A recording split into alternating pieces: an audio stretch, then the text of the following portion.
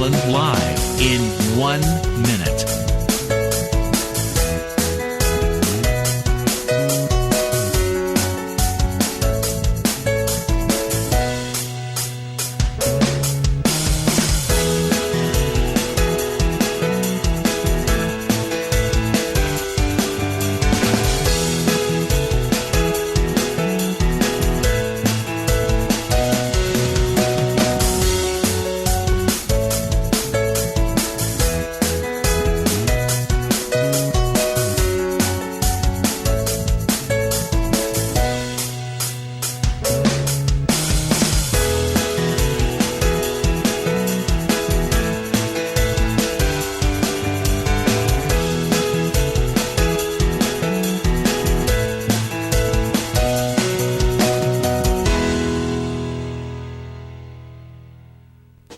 Welcome to Lynn Cullen Live at pghcitypaper.com. Email your questions and comments to Lynn at pghcitypaper.com. Hello there. Woo, this is hot for me. Woo-ha-ha. Nothing like the dulcet tones of my own voice coming back at me at like 500 decibels. Oh, God. That woke me up. How you doing? Good morning, I guess. We're truncating that to just morning. Which sort of works as a salutation, but doesn't get into describing it in a positive manner. I don't know. Guys, I'm still not pulled out of whatever this funk is. Whatever the funk is. I know what it is. I can't. I'm just having trouble. So, let's start with some good news. Rudy the Rooster has been apprehended. I'm sure he's freaked out right now, so I'm sorry, Rudy, but he's on his way to St. Louis, and he will be released on a farm, and he'll be in heaven. He'll be in a good place, so he just doesn't know it yet. And, in fact, according to the chicken whisperer who came here from St. Louis to get him, that he was the toughest rooster he's ever encountered. And the Wall Street Journal was incorrect because when Rudy went 75 feet up in a tree, higher than the turkey wrangler or the rooster wrangler had ever seen a rooster, the fire department did not send a truck with a ladder. The Wall Street Journal had said they had agreed to do it. Ha! See? Reporting. Can't trust it at all. So anyway, that's a story. And the other thing I just want to note, because it got cold and winter weather is here, I think it's so funny. It still strikes me as funny, and I know I'm way behind the times here in seeing it as funny. I think it's funny when people put coats on dogs. And I just do. I mean, I'm in my neighborhood, and as I'm heading home, I see a lot of dogs, and they're walking around, and they got, they've got some really nice outerwear on. And it strikes me as funny and maybe a little silly, I think. Because when I had a dog, I never put anything on them. I mean, because in my God knows how many years, I'm not saying, of life on this earth, where I've lived in much harsher climes than this, no one ever put anything on their dogs. You'd walk your dog in 10, 20 below weather, and they didn't have anything on. And guess what? They survived. They did. They even had wagging tails. They seemed perfectly happy. So I don't get it, but then there you are. I just wanted to note that it made me laugh. There was one dog in particular who was really gussied up. And anytime I get a laugh these days, I'm much appreciative indeed. So, there's that.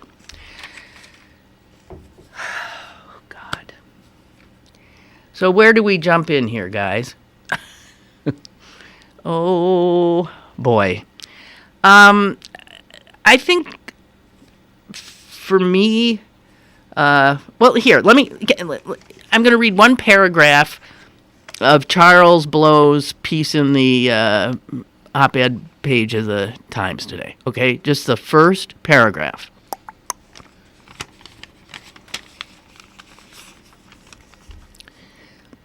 And it reads like a doomsday prediction, just so you know. This may well be the beginning of the end.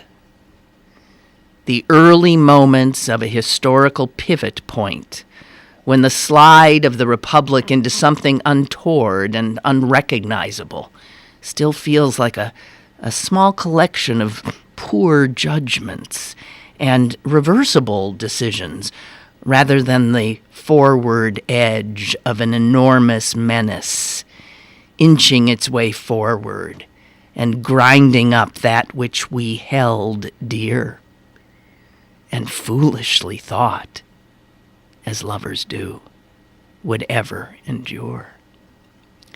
Okay, so Charles Blow clearly seeing the beginning of the end of the United States of America, and I'm sure a lot of people would say he's,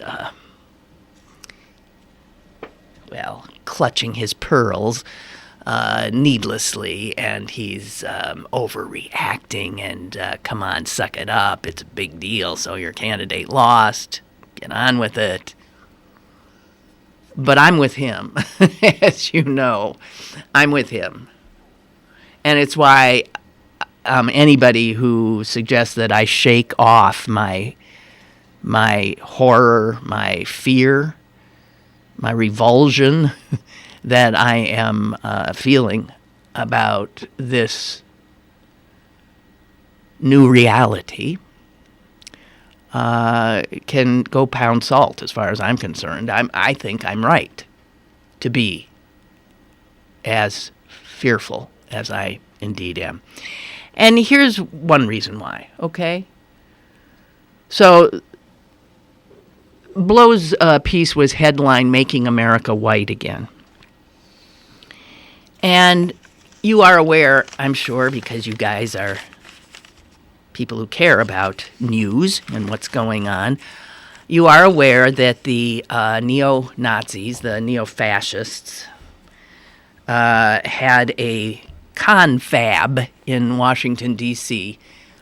This weekend, a celebratory confab.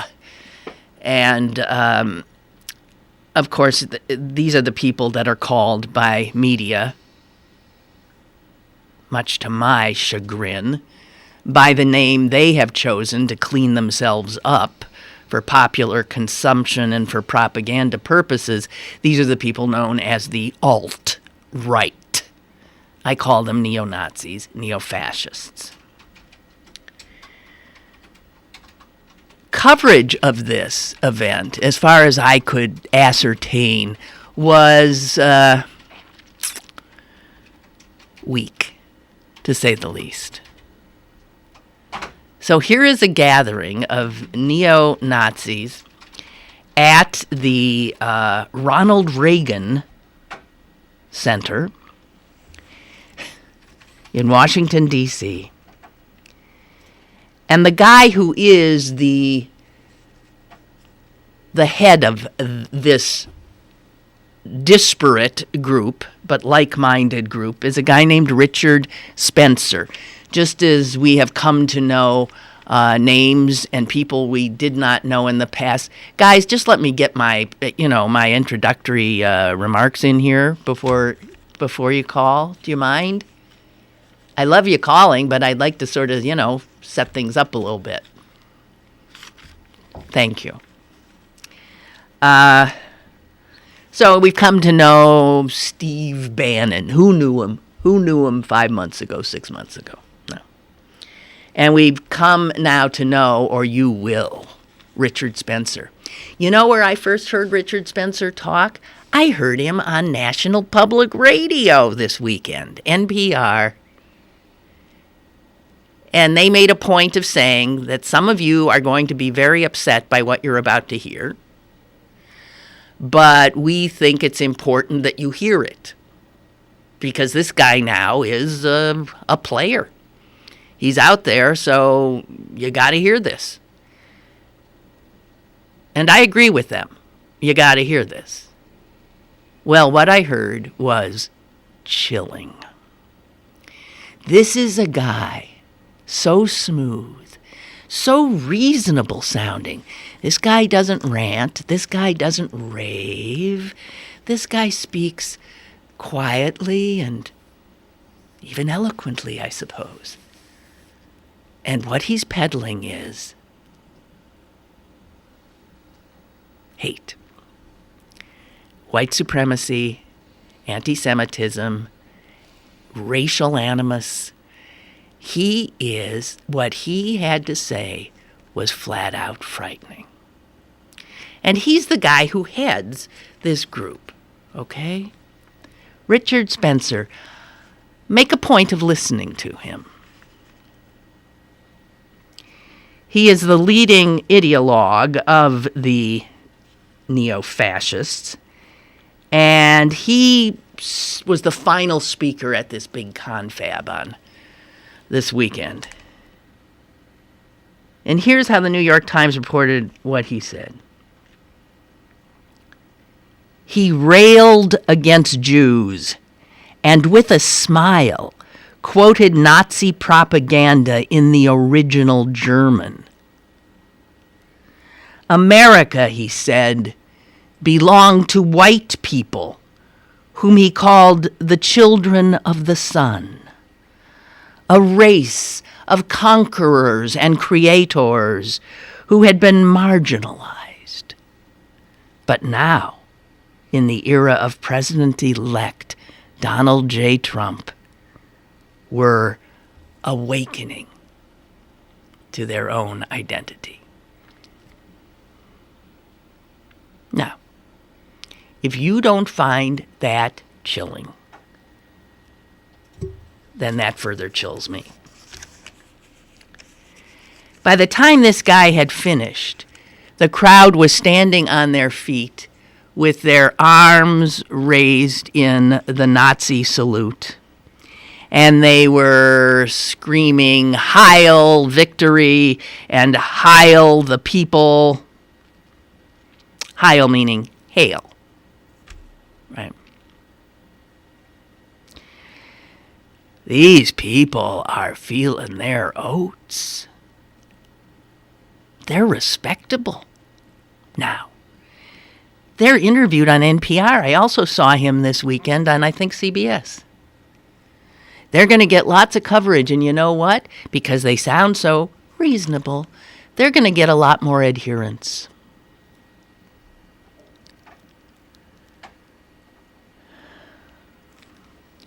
They are going nuts that Breitbart is essentially in the Oval Office in the form of Steve Bannon, who is one of them. Bannon has admitted that Breitbart News he in fact called it, quote, the platform for the alt-right. So Breitbart News is the platform for the neo-fascists, and Bannon, who was its head, is now the president's advisor and strategy head. He's right up there, right next to the president. If you bother to listen to what these people are saying, these respectable-looking people, these reasonable-sounding people, I guess,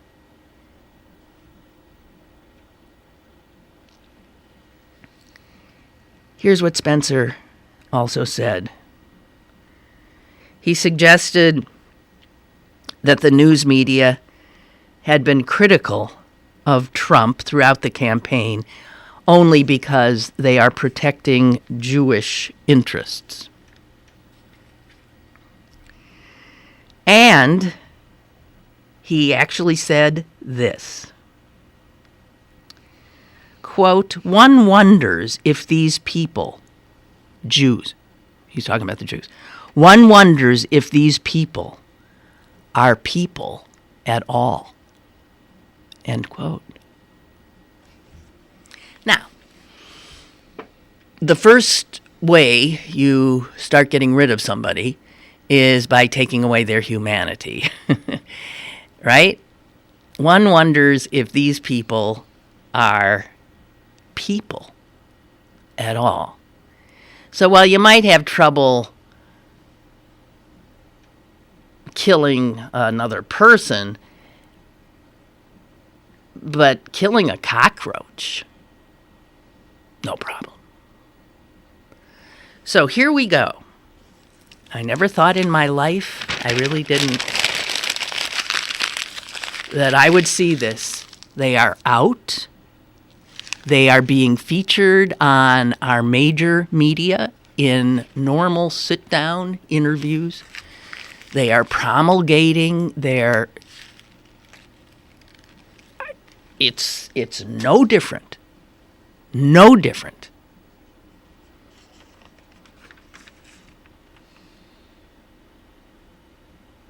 than Germany at the beginning. No different. One of the reasons they're just out of their minds with the light is, of course, Donald Trump's choice for Attorney General. One of the most unreconstructed racists serving in the United States Senate. That would be Jefferson Beauregard Sessions of the great state of Alabama. A guy deemed such a racist that even his fellow senators wouldn't sign off on his nomination to the federal bench 20 years ago. But now, Trump is elevating him to be the chief law enforcement officer in the land. That's called moving backward, guys. We are in a reverse time travel here, and if you're getting a little dizzy, I can comprehend it. So here's what Richard Spencer had to say about that. Jeff Sessions is going to be a wonderful thing. These are the neo-Nazis applauding the Attorney General that Donald Trump has chosen. What Jeff Sessions is not going to do, what he's not going to do in terms of prosecuting fair housing, diversity issues, I think it's just as powerful as what he might do. So Spencer's saying, wow, we got an AG who's going to take the Civil Rights Division of the Justice Department and put it in a closet. They're not going to do anything on civil rights except roll them back. Yeah, your new Attorney General, if Trump has his way, who was against the Fair Housing Act, who was against the Voting Rights Act, who still is against all those things, who called black people who worked for him boy.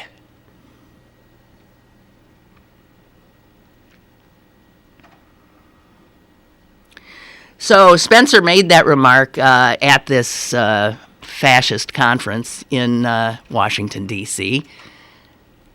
Never before have they seen fit to hold their conventions in the center of our government, but they do now because they got a foot in the door. And he held a news conference. And the reporters who stayed and asked questions often were jeered by some of the attendees there. Some of the attendees there, whenever somebody asked a question, would start screaming, "Lügenpresse! Lügenpresse!" Maybe we should all learn German, huh? Maybe that's not a bad idea. Lügenpresse. Germans would tell you, and survivors of the Holocaust will tell you, that that's a word they heard mobs screaming a lot in Nazi Germany. Lügenpresse, which means lying press.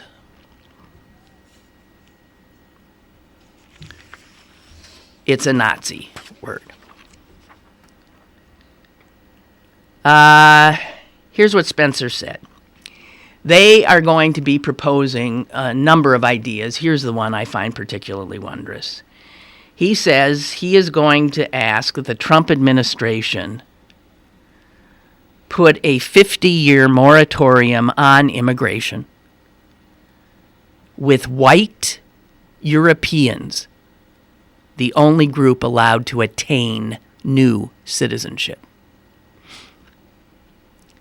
Now, you can say, well, heck, that's not going to happen, and I suppose that's not going to happen yet.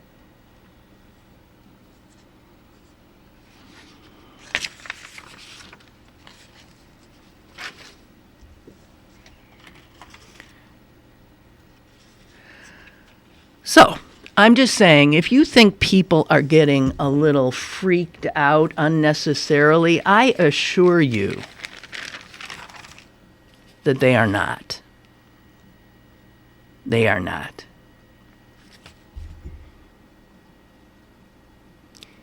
This new administration represents a clear and present danger to our country.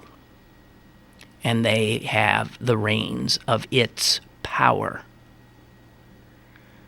I consider myself now part of the resistance. And I think that's where any patriotic American would be now, in the resistance.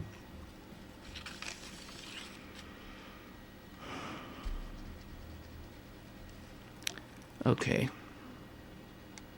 Well, there, I said my piece. And if you guys want to call now, feel free. Oh, by the way, for you guys who like to smoke pot, Sessions is the most strident anti-legalization person in the universe. As Attorney General, he can shut it down. Okay? Just saying. Hello, caller. Hi, Lynn. Hi. Hey, there was a vote on Thursday. This was going to show you what they're up to protect the gay and lesbian community. The federal contractors can't discriminate against them, or they wouldn't get government work. Well, that's an executive order that the President Obama, put forward. That'll be knocked out in the minute Trump takes office. Well, they voted on it. Who voted on it? Had enough votes for it or something, and then they said that. No, I think it was again an executive order. I don't think there was a vote by the Congress. Well, that's what the article says. Okay. On Thursday, it was a all vote, right. And the they had the votes, and the Republicans changed it, and they lost, and they didn't get the amendment. That's what the article said. I don't know. All right, wait. You're saying so there is not this protection? No protection. Okay, well, that makes sense. I thought you were saying the Republicans let that go. No. Yeah, they let it go. So that's a preview of what's going to happen. Oh, that's just the slightest little peek. Yeah, it's just a little, because it seems like what they're going to do is cut away at each one of those type of things. Everything the president did by fiat, by executive order, is going to be overturned. So recent things he did having to do with clean water, having to do with certain consumer products, all that's going to be wiped out. Anything having to do with clean energy, environmental stuff that he was able to do, stuff he was able to do on immigration, all these ways he bypassed the Congress. The fact is, the next president can undo him with his signature, and he will. Right. So I think it's going to be a lot of that type of thing with the new regime, or whatever you want to call it. But I do think Trump is going to actually work like a Democrat to make these people happy for his jobs and some of the things. Like, if he doesn't, then he's gonna. I'm hoping that people get sick of it real fast. I don't know.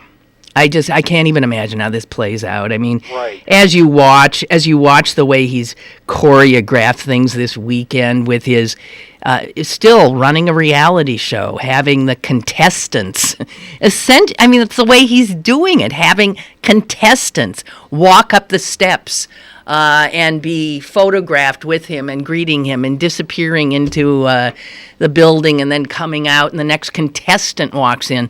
By the way, have you noted that all the contestants are white men? Right.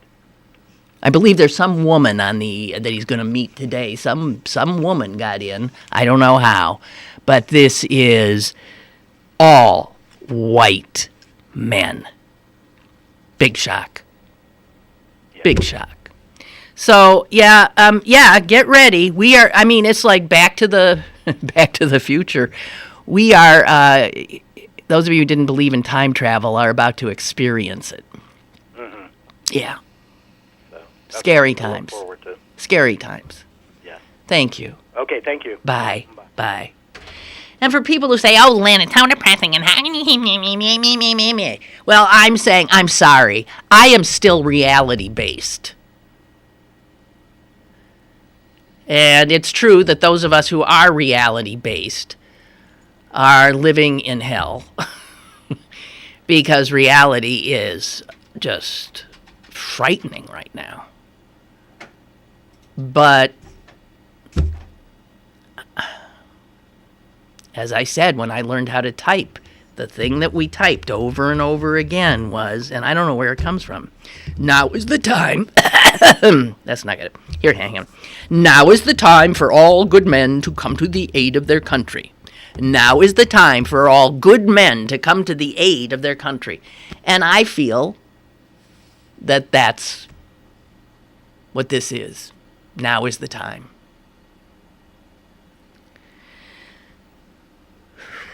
You know, the fact that all these, he even called them finalists, didn't he? I think Trump had some tweet about the finalists.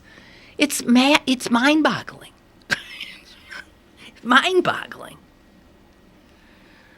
So, I had a blast from the past that I experienced yesterday. I was doing some cleaning, and I had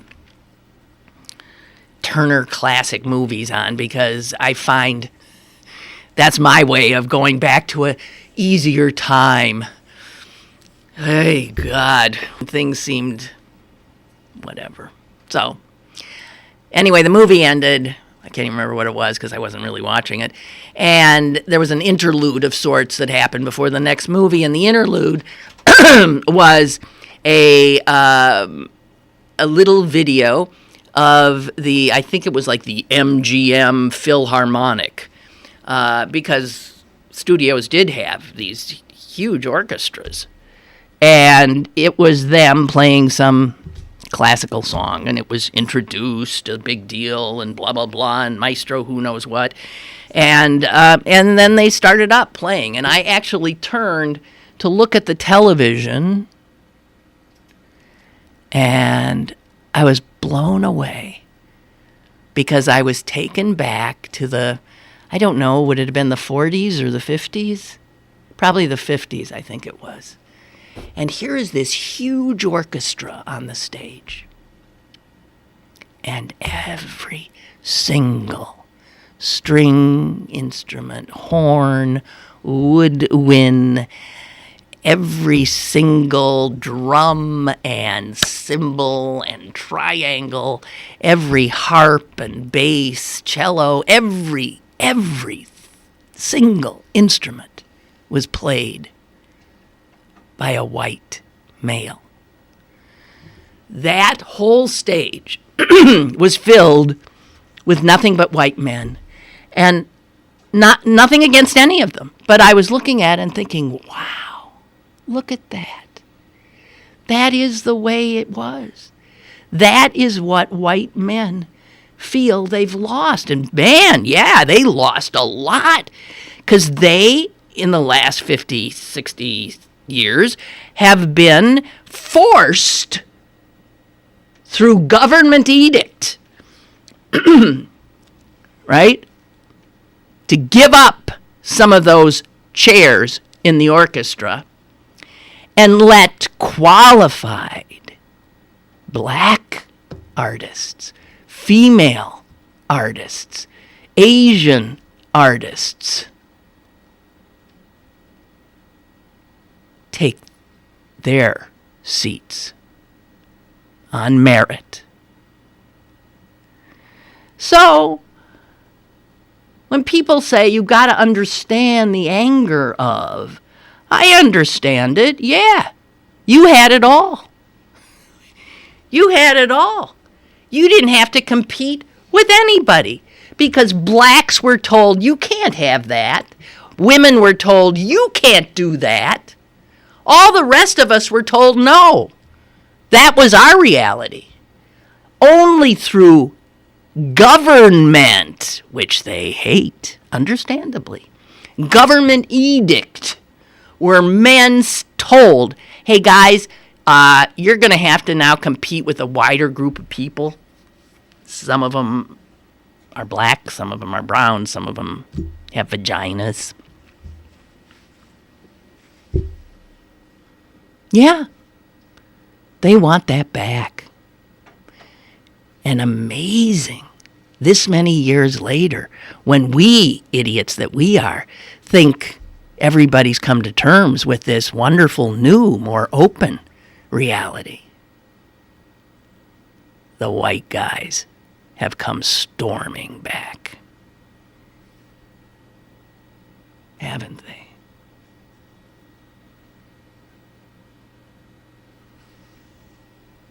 It's so weird to look. I mean, really, that view of that orchestra was so odd. It was so surreal. But it was the world I grew up in. And it's a world a lot of people want to get back to.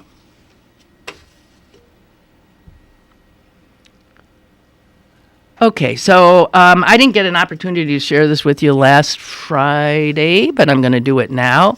And it's something I normally don't do. It's an editorial from the Wall Street Journal. God knows. Usually they curl my hair. I found this one particularly interesting.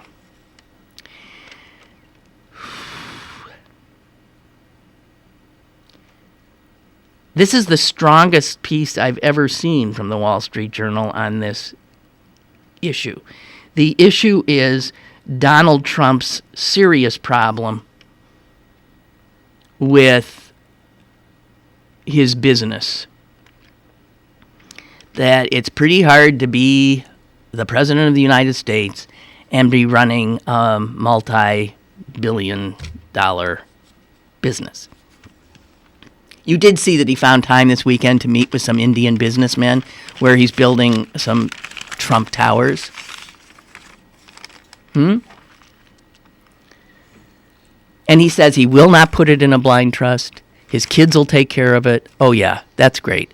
I mean, this is against all, well, the Wall Street Journal. Mr. Trump's best option is to liquidate his stake in the company.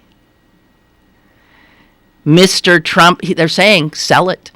Sell the whole damn thing and then put the cash in a true blind trust. Here's the Wall Street Journal. The Trump children can keep the assets in their name and he can transfer more to them as long as he pays a hefty gift tax.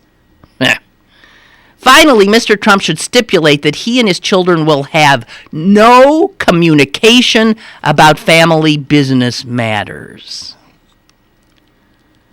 The fact is the presidents can face litigation in private matters, so the company will become a super magnet for lawsuits if he doesn't get rid of it. The political damage to a new administration if he doesn't liquidate, could be extensive. He will be accused of pecuniary motive anytime he takes a policy position. The potential conflicts span the globe, including a loan from the Bank of China and likely dealings with sovereign wealth funds. And along the way, Mr. Trump could expose himself to charges that he is violating the Constitution's emoluments clause, more on that later, which prohibits public officials from accepting gifts or payment from foreign governments. Mixing money and business and politics could undermine his pledge to drain the swamp. I'm sorry, I'm laughing. That is the funniest line I have ever heard. What an understatement. Yeah? Okay, if a backlash allows Democrats to retake the House, Mr. Trump and his business colleagues would field subpoenas from the House Oversight Committee. The presidential stakes are too high for Mr. Trump to let his family business become a daily political target. They're telling him, you gotta get rid of the business. You know what, though? The Democrats don't have the House. They don't have the Senate. They can't investigate. He's not going to liquidate, and he's going to be protected by the Republican Congress.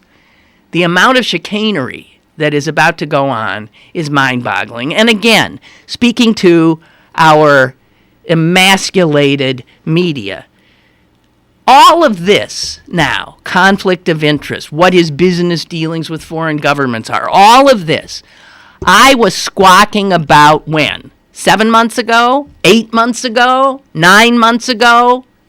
Wondering when media were going to focus on it. They never did. They waited till he's elected. And now they're saying, oh my God, well, he has outstanding loans with China and other states and blah, blah, blah, and there's all these potential horrible conflicts. Now we're hearing about it. Amazing. Chuck writes, we know if you've ever dealt with people at the top of very large organizations, you discover they've mastered the art of delegating tasks to others. CEOs at the top of large corporations deal with and delegate to the presidents of their subsidiary organizations. I see now where Trump is headed. The United States of America is now just another subsidiary of Trump Incorporated. He has acquired this country, just as he would acquire another company, and he will delegate the White House and the job of running the country to Bannon, McConnell, and Ryan.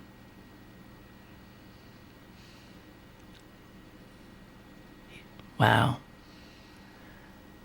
I think, Chuck, I think you're onto something there. I really do. I think you're onto something. So we're learning a new word, emolument. Emolument. The emolument clause. This is something that is in the heart of our Constitution. This is something the Founding Fathers scripted and wrote and found necessary because they were very concerned about foreign governments having their fingers in our business. You know, sort of like Russia hacking the DNC. So they have something called the emoluments clause. And pretty much it's sort of like an anti-bribery rule that forbids people who hold office, forbids them to accept anything of value from a foreign power. Now, the only way they can is if they get explicit congressional approval. Like, okay, sure, If the prince of God knows what wants to give you an elephant, fine, take the elephant and give it to the National Zoo. That kind of thing. And in fact, this is how it played out. When President Martin Van Buren in 1840 was offered pearls, Persian rugs, a sword, horses by the Imam of Muscat, he couldn't accept them until he got a joint resolution of the Congress authorizing him to accept the gifts and then split the bounty between the Department of State and the Treasury. When President Tyler was given 2 horses from a foreign government, Congress had him auction them off and give the proceeds to the U.S. Treasury.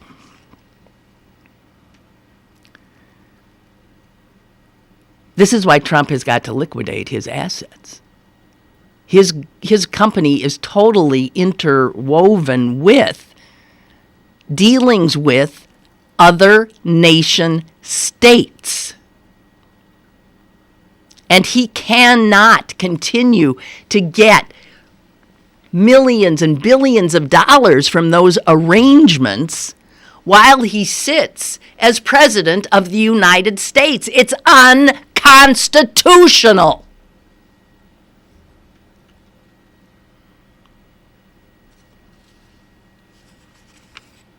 The Emoluments Clause is a fundamental principle, founding principle of our country. He will be in violation of it day one of his presidency.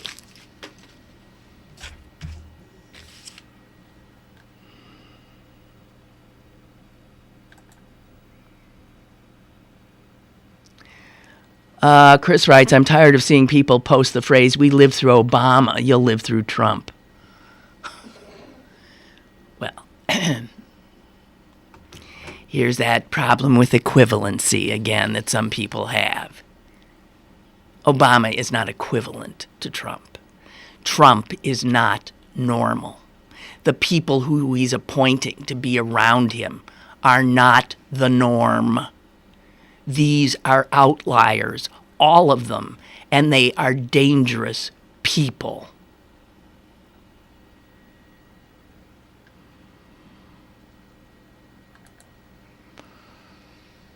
Oh, dear.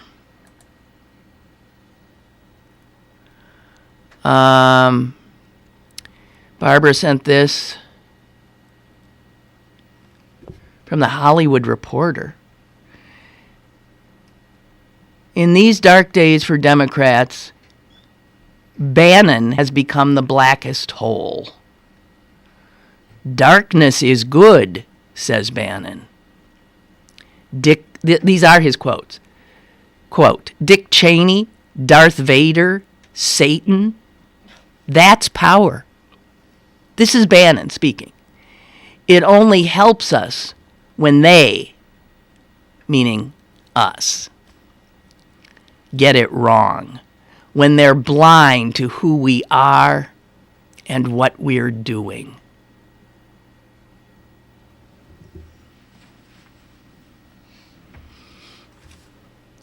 Well, so play into his hands and turn away. Be blind. Put your heads in the sand. I will not. Here's Morgan Parker writing How to Stay Sane While Black. It's almost unbearable to read this piece. I'll just read a paragraph to you. When I was 15, I was told I have major anxiety disorder and moderate to severe depressive disorder. My dad said, black people don't go to therapy. I can hear Clarence laughing from here. Sometimes, she writes, I think my depression is the most normal thing about me. I think we blacks should all get free therapy. We could call it reparations. Every time I tell myself that I am worthless, how do I know whether it's me thinking it or the white voices I've internalized. It would be inhumane to quarantine assault victims in a room with their abusers for hundreds of years and then demand they act natural. That's how she sees being black in this country.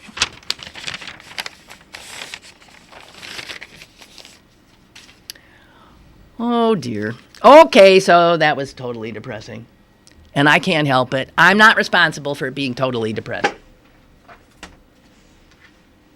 I'm a realist.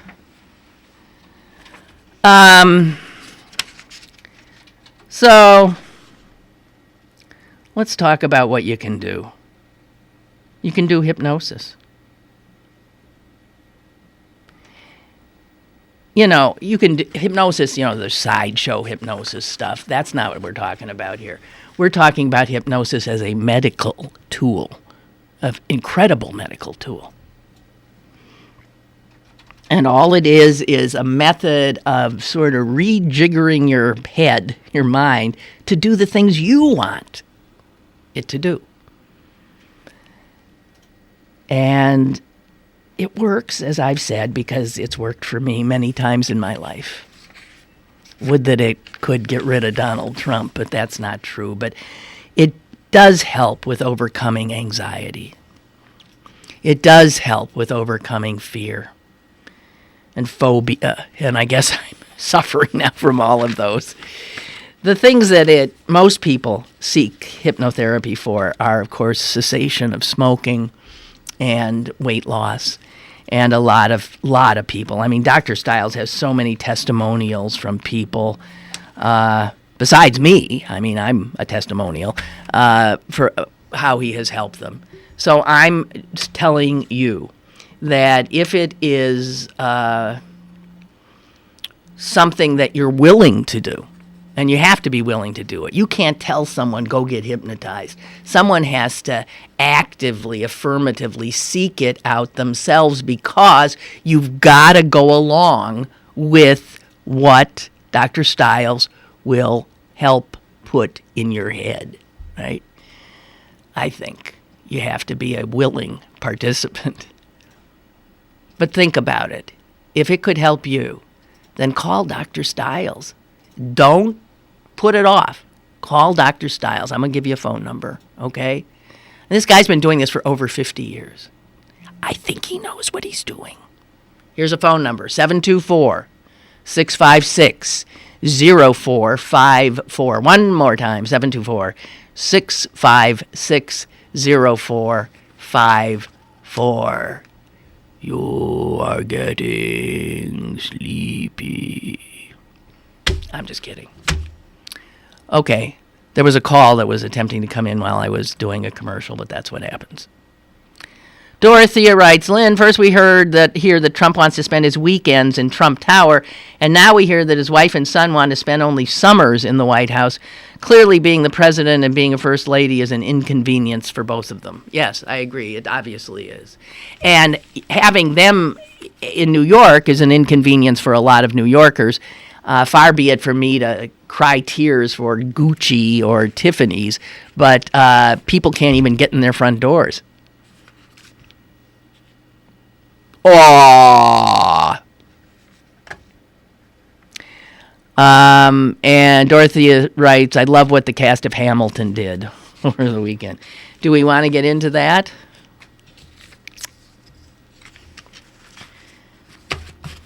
They spoke truth to power. They spoke truth to power, and they did it respectfully. They did. If you didn't hear what they said this. We, sir, he called him sir 2 or 3 times. We, sir, we are the diverse America who are alarmed and anxious that your new administration will not protect us, our planet, our children, our parents, or defend us and uphold our inalienable rights, sir. But we truly hope this show has inspired you to uphold our American values and work on behalf of all of us. All of us.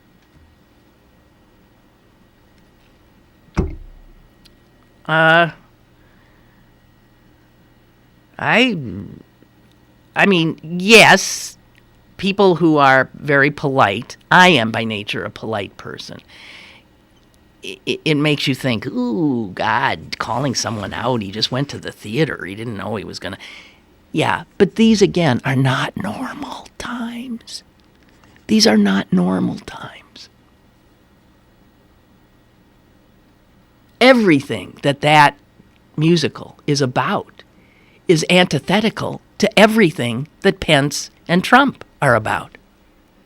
That whole thing is about diversity. The whole send-up of having the founding fathers, of having Hamilton and Aaron Burr and all these others as black men.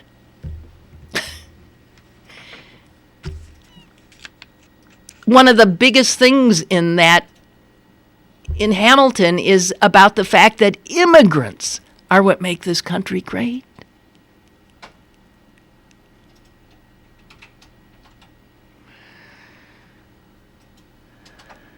So Trump then tweeting, the theater must always be a safe and special place. The cast of Hamilton was very rude. Apologize, he says. What? This is our president-elect. This is a man who's never apologized in his life. He's telling a Broadway cast to apologize for what? Being rude? They called him sir. They said, we hope. We hope this show has inspired you. And then he okay. Beyond me. So the funniest thing that came of it, of course, is the boycott Hamilton stuff. That is so funny. Boycott Hamilton. Can't get tickets till 2022 or something. Caller, hello. Hello. Hi. You know, Lynn, I wish the Democratic Party and the media had realized these aren't normal times. I wish they'd realized it quite a while back. And I'm actually appalled that both Hillary Clinton and President Obama have called upon Americans to give Trump a chance, quote unquote, in office. This is appalling. Well, they're going by the script of what has always been done, and you are correct. Yeah, but that was when. The incoming administration was made up of, serious people. You don't give a chance to a Republican Congress that stole a Supreme Court nomination. They stole it. They did. Whoever occupies that seat eventually is illegitimate. That's Merrick Garland's seat. They stole it. You don't give a chance to a Republican Party whose members appeared on television promising that if Hillary Clinton were elected president, they'd draw papers of impeachment on day one.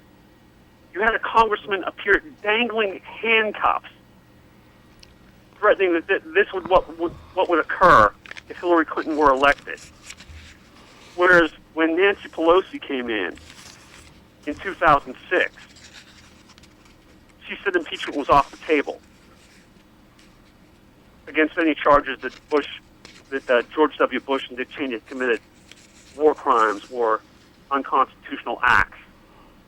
You don't give a chance to a man who has promised he would direct the military to acts of torture and to deliberately target civilians, who has called for a blatantly unconstitutional surveillance of all mosques in America, who has sunk so far as to retweet, Jesus Christ, we're talking about the man who's going to assume the most powerful office in the world being addicted to Twitter. He's going to, this is how he's going to, do you know what occurred to me this weekend? And I did tweet something about it. His tweeting, he actually said, he tweeted something about Saturday Night Live. Do you believe this is the president to be? Saturday Night Live is very, very bad, low rated. Do I get equal time or something like that? Well, at least, and I'm thinking, equal time, you friggin' idiot. Equal time? You, in case you hadn't noticed, have something called the bully pulpit. It's we who need equal time. You don't need equal time. And then stop and think about it. Bully pulpit was the term ever more exact. At least he's not retweeting Nazi propaganda. Remember when he sent out the so-called crime statistic? Yeah. That was taken whole cloth from Stormfront Yes. to smear black people? Yes. Yeah, well, this is what we got now, and I want to thank my fellow Americans. Great job, guys. Really good job. I mean, I agree with you. I wish Democrats had played rough and dirty like they do, because we're getting our clocks cleaned. Huh? How many times do we have to see that if these people fight dirty, you can't bring a knife to a gunfight, right? Yeah, no more if they go low, we go high. No, fuck that. Absolutely. Thank you. Goodbye. Well, I'm glad we agree. So, some of my favorite tweets from the weekend, not Donald's. Here's a guy who just got back from China, and he wrote this. Glad to be back in a country where artist dissent is tolerated and leaders don't use public office for family enrichment. That's called irony.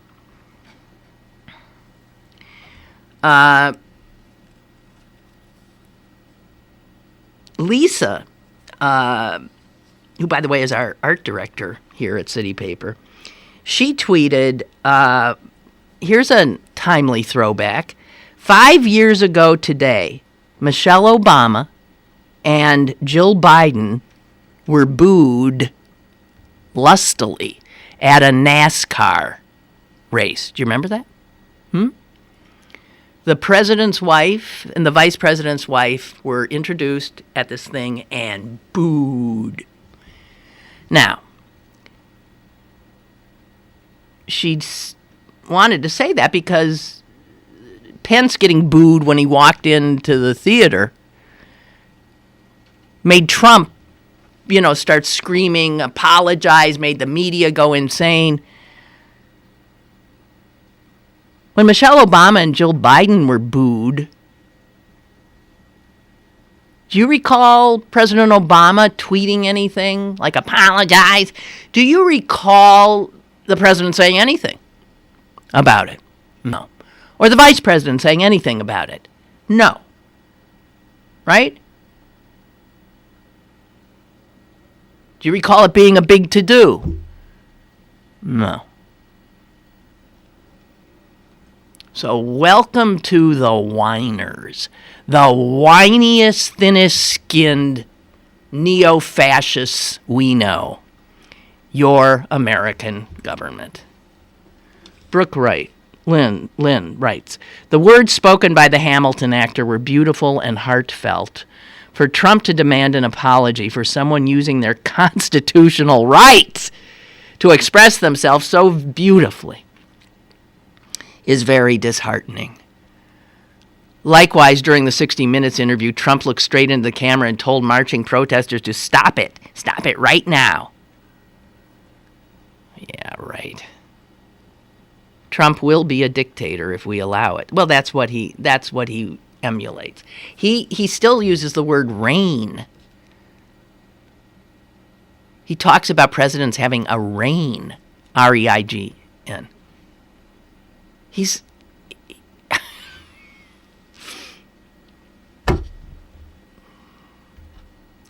I think Chuck was right when he said he will run the country like a subsidiary. That's absolutely right. And he will delegate it to because he's not interested.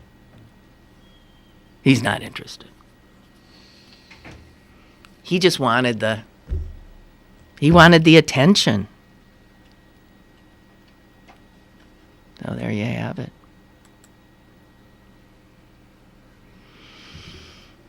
All right, guys. Well, we'll stay here as long as we can, and we'll keep speaking truth to power. Because I don't know, well, I was going to say I don't know what else we can do. We'll think of stuff. We'll think of stuff. But don't run from it. Stay and fight. And I understand if you're not ready to do that, because in some ways I don't think I am yet quite either.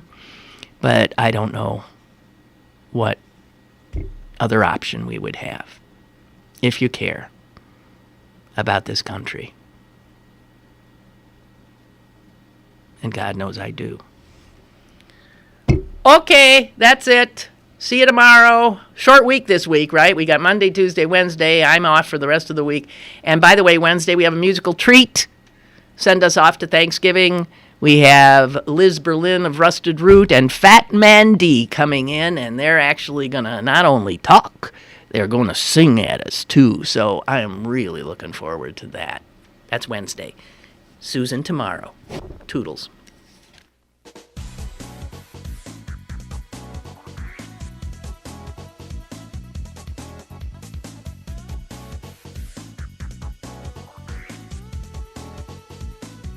Lynn Cullen Live, Monday through Friday from 10 a.m. to 11 a.m. and archived at pghcitypaper.com. The opinions expressed on Lynn Cullen Live are those of the host and do not necessarily reflect the viewpoints of Pittsburgh City Paper, Steel City Media, and its advertisers.